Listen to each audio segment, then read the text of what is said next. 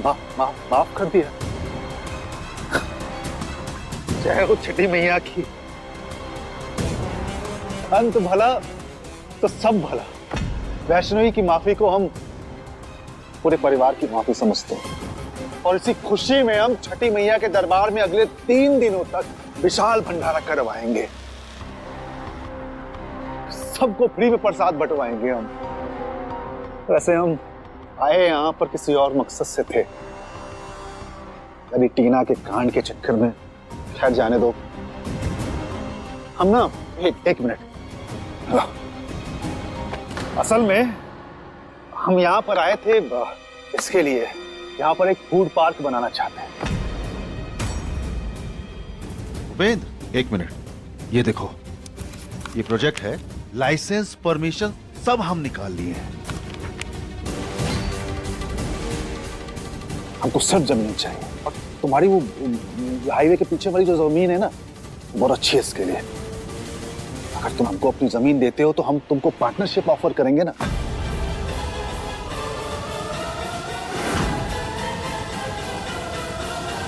क्या कहते हो? काहे? हमरी जमीन काहे? तुमरी काहे नहीं? तुम्हारे पास भी बहुत जमीन है।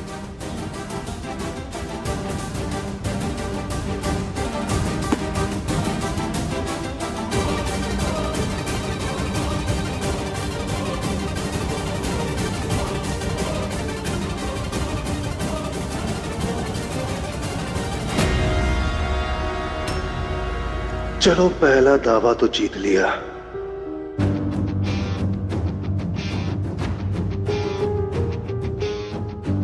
वो कहा है ना अम्मा, बाबूजी हमको सिखाए थे, अपने फायदे के लिए सब लोग सोचते हैं, लेकिन सच्चा सुख उसी में है जब अपने लोगों को साथ लेकर चलो।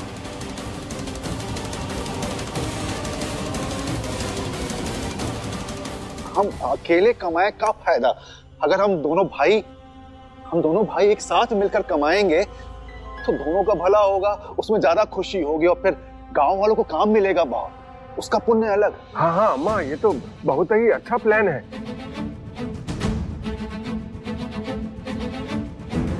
अच्छा है तो जल्दी मिलना यार।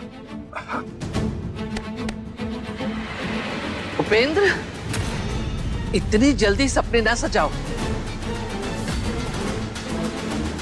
काहे से कि जमीन से जुड़े सारे निर्णय बबुआ के हैं। ये जमीन जायदाद सब उसके नाम पर है, भूलो मत। तो और भी अच्छी बात है। अरे हम वैसे भी पूरा बिजनेस जो है ना वो टीना के नाम पर शुरू करने वाले हैं, तो यही मैनेज करेगी उसको। और फिर बचपन का दोस्त अगर साथ में दोनों पार्टनर मिल जाएंगे तो इससे ज्यादा खुशी की बात और क्या होगी।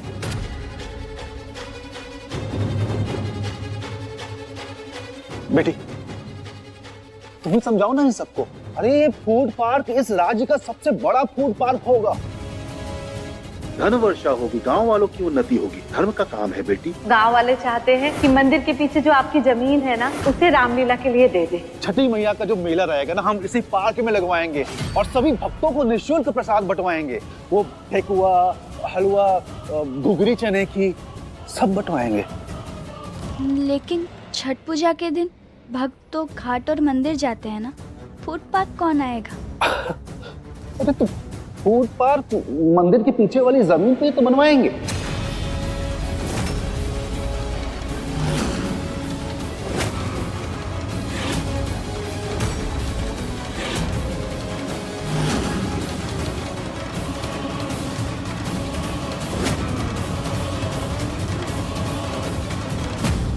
हे भगवान, वो जमीन तो गांव वालों को रामलीला के लिए चाहिए थी। विसर्जन के चक्कर में हम दादी और इनसे बात करना ही भूल गए। अब इनको कैसे हाँ बोले? क्या हुआ बिटिया? ये तो पुण्य का काम है। चलो ऐसे सोच लो कि एक पिता अपनी बेटी से कुछ मांग रहा है। लगता है कि तुम अभी तक टीना को माफ नहीं करी हो। ऐसा है क्या? एक मिनट, टीना, अपने बाप के सर पर हाथ रखकर कसम खाओ कि आज के बाद इतनी घटिया हरकत नहीं करोगे। आई प्रॉमिस पापा।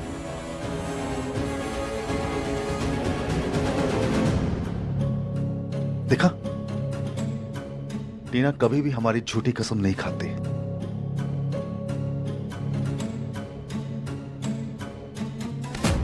बेटा अब तो माफ कर दो ना इसको।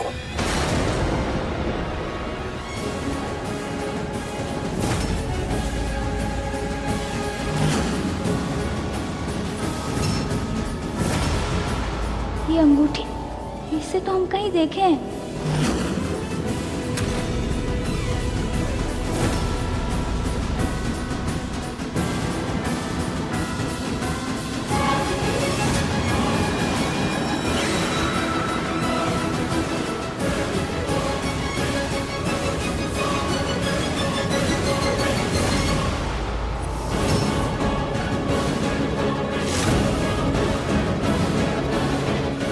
हाँ देखे हैं, कुछ याद।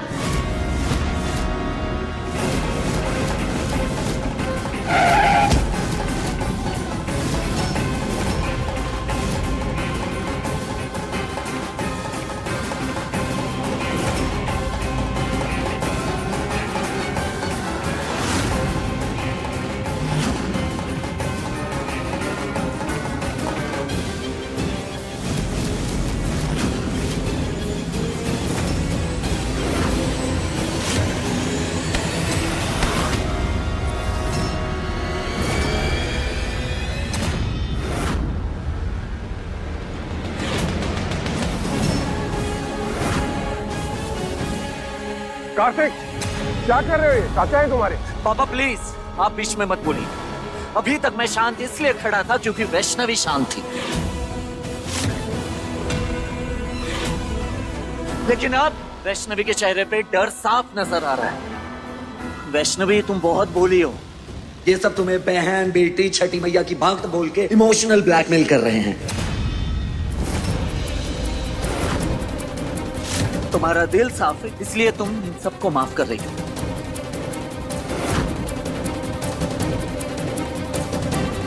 लेकिन अब तुम्हें कुछ करने और कहने की जरूरत नहीं है, समझ रही हो? हाँ? तुम्हें किसी को माफ करने की कोई जरूरत नहीं है। मैं हूं तुम्हारे साथ, समझी तुम?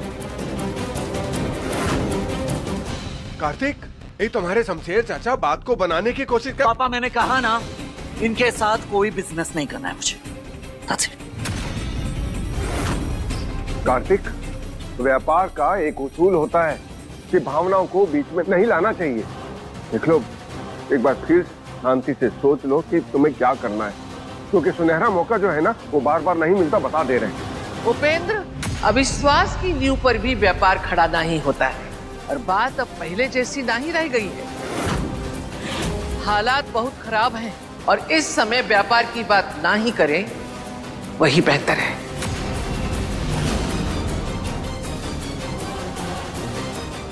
बाबूजी खुश नहीं लग रहे हैं। सुन लिया तुमने टीना? ना माफी मिलेगी ना जमीन। अब जाओ यहाँ से, प्लीज गो। लगता है अब कुछ दूसरा दांव चलना पड़ेगा। कार्तिक बेटा, हम जानते हैं कि तुम टीना से नाराज हो, लेकिन हम तो तुम्हारे चाचा हैं, हमसे भी नाराज हो।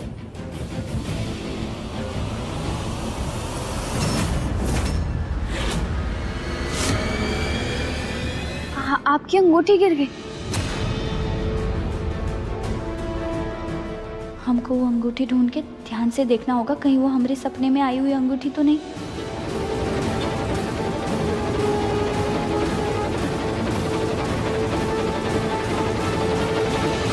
अरे कोई बात नहीं बेटा। वैष्णवी क्या कर रही हो तुम?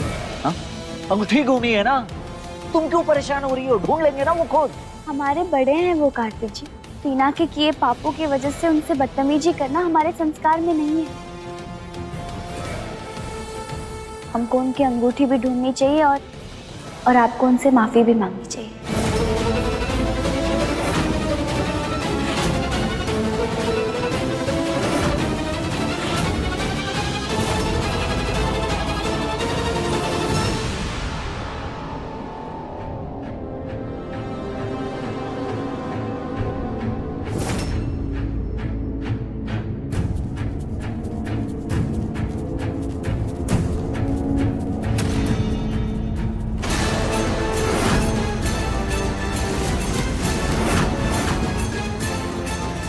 ये लीजिए। तो अब तुम इस इंसान की वजह से तुम मुझे गलत ठहरा रही हो।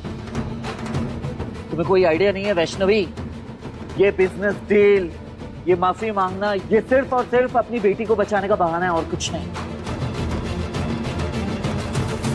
I don't trust them.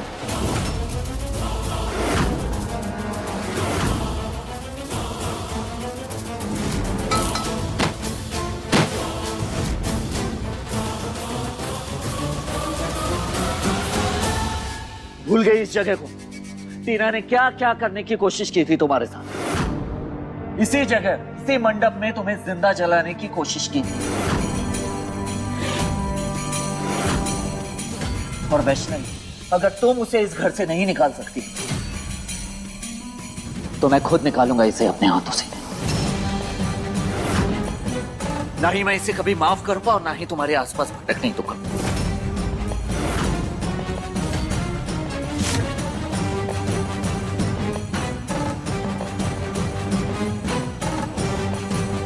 मेरी वैष्णवी बहुत भोली है, वो बुरे लोगों के साथ भी बुरा नहीं कर सकती।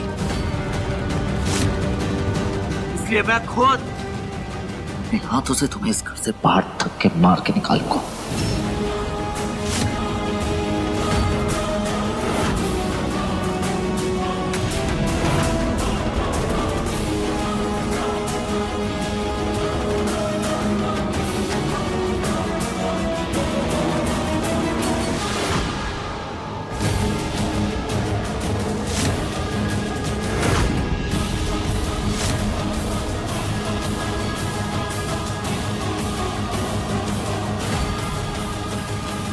ये क्या हो रहा है मैया? अब जब कार्तिक जीजू स्वयं दीदी का बचाव कर रहे हैं तो दीदी उन्हें क्यों रोक रही है?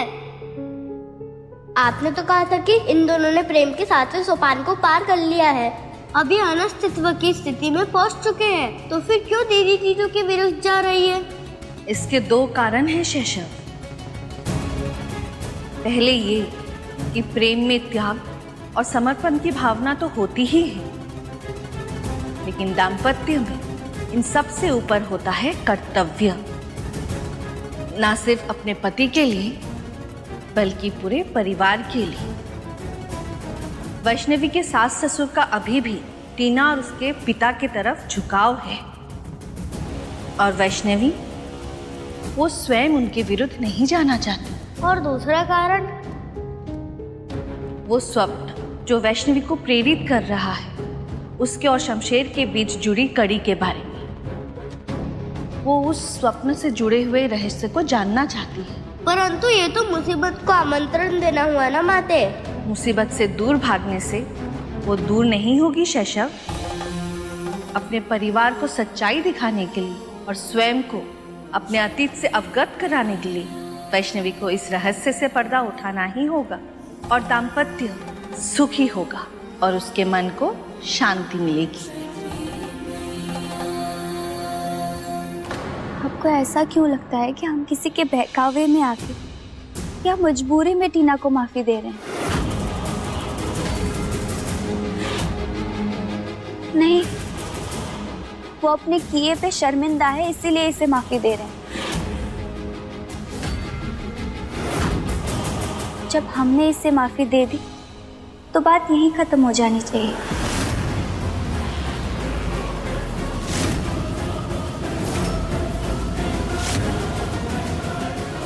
गुनहगार तो वो हमरी है ना, आपकी नहीं।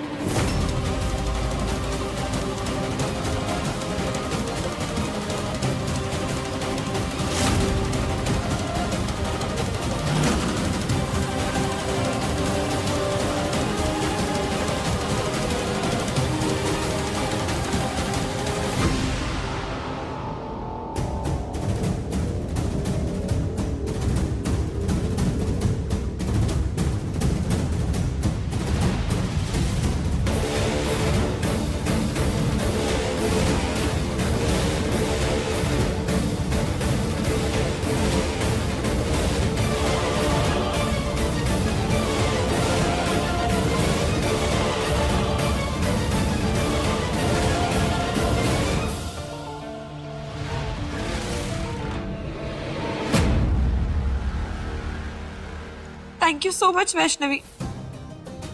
मेरे बेस्ट फ्रेंड ने मुझे माफ नहीं किया, लेकिन तुमने मुझे एक झटके में माफ कर दिया।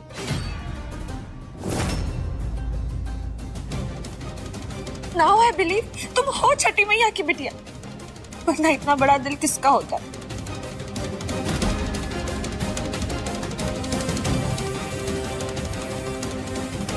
हमारे इस निर्णय में हमारा साथ दीजिए मैया।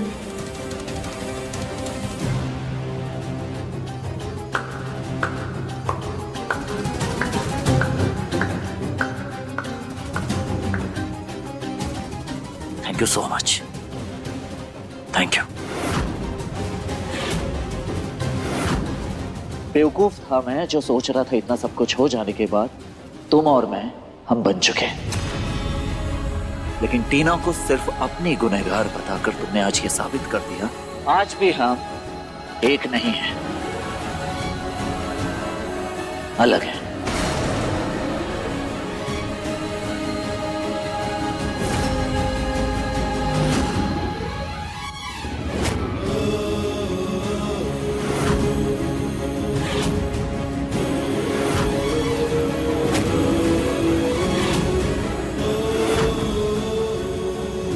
That's great.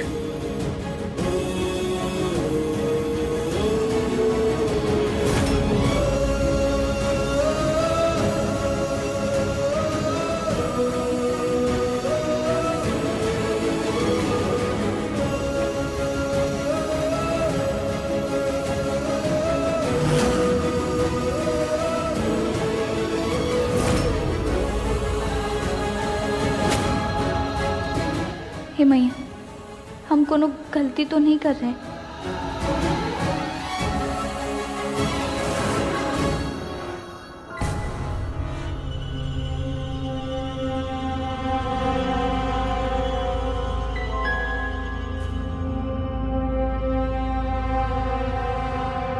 वैष्णवी, तुम सच में बहुत भोली हो। तुमने मुझे माफ करके बहुत बड़ी गलती कर दी है।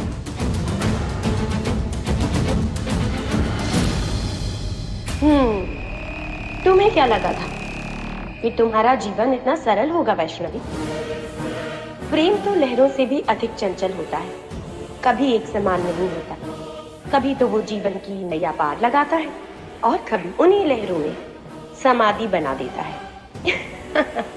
लेकिन इन्होंने तो प्रेम का 7वां सोपान भी पार कर लिया माते।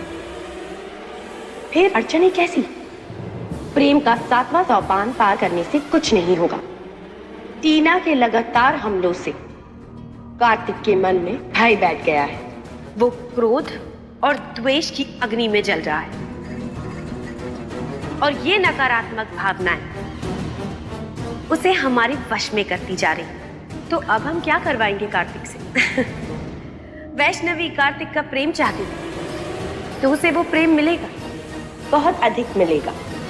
इतना अधिक मिलेगा कि उसे प्रेम से घुटन होने लग जाएगी।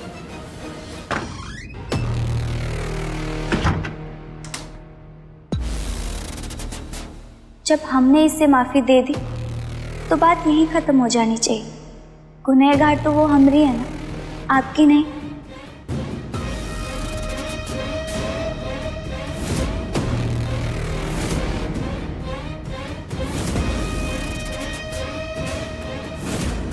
देखो ग्राज, हम दोनों को स्ट्रांग होना होगा।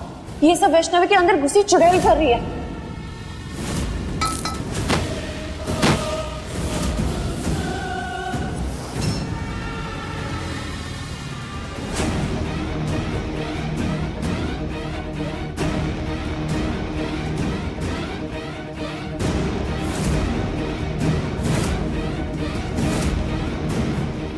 जब हमने इससे माफी दे दी तो बात यहीं खत्म हो जानी चाहिए।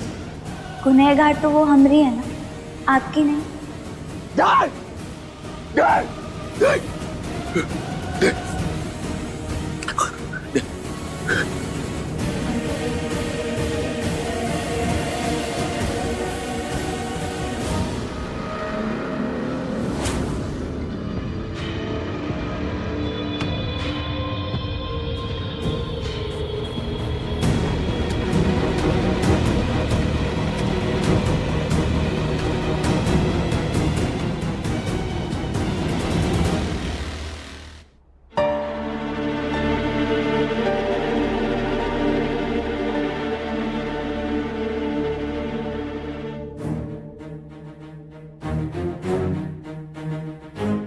माफ करना मैया, हम एक बार फिर कार्तिक जी के मन को दुखाए।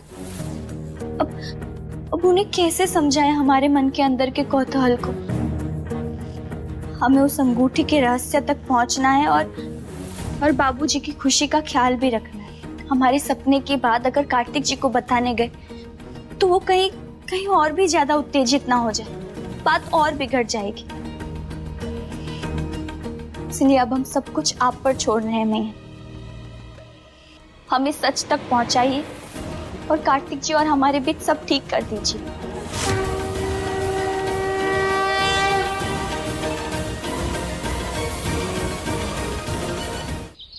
वाह, क्या खुशबू है बेटा।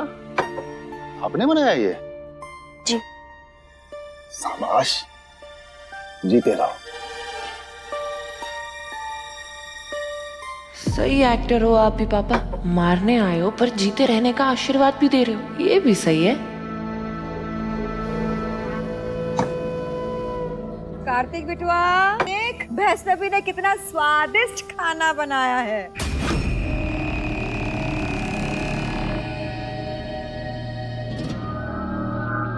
तरस आता है हमें तुम पे कार्तिक, गेहूं में घुन की तरह पिसे जा रहे हैं, क्योंकि छठी मैया की बिटिया वैष्णवी से अपनी नियति जो जुड़वा कर आए हो। चिंता के दिन अधिक शेष नहीं, अति शीघ्र ही तुम्हारा यही प्रेम तुम्हें तुम्हारी वैष्णवी से मुक्ति दिला देगा। इस कमरे से बाहर निकलने के बाद तुम वैष्णवी के कार्तिक नहीं बल्कि कृतिका की कठपुतली होगी। कार्तिक बिटुआ, माँ जी हम लेकर आते हैं उन्हें। उसकी कोई जरूरत नहीं। आइए बैठिए।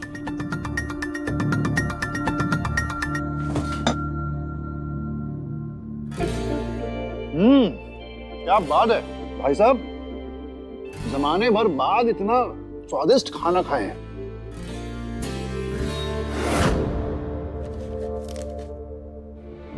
बेटा ये तुम्हारे लिए। नहीं चाचा जी, इसकी कोई जरूरत नहीं। बेटा जब बड़े बुजुर्ग अपनी बहू बेटी के हाथ का पहली बार खाना खाते हैं ना तो शगुन देते हैं, ले लो।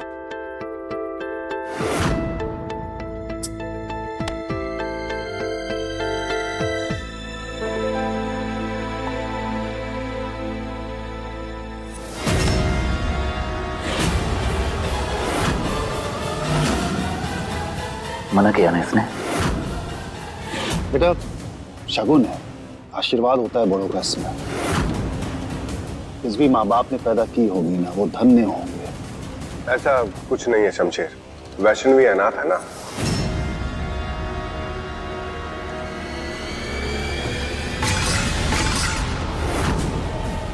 अनाथ नहीं है ये। आखिर ऐसे क्या बात थी जिससे कार्तिक जी इतना परेशान है? इस तरह का बर्ताव तो उन्होंने कभी नहीं किया।